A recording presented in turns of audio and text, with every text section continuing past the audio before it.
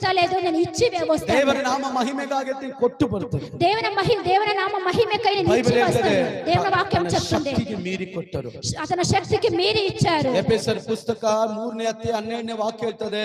ఎఫెసీయుల పుస్తకం 3ನೇ అధ్యాయం 12ನೇ వచనం చెప్తుంది. ಟೈಮ್ ಆಗ್ತದೆ, టైం అయితే ఉంది. ಆ ವಾಕ್ಯ ಓದಿ, ఆ వాక్యాన్ని ఓది.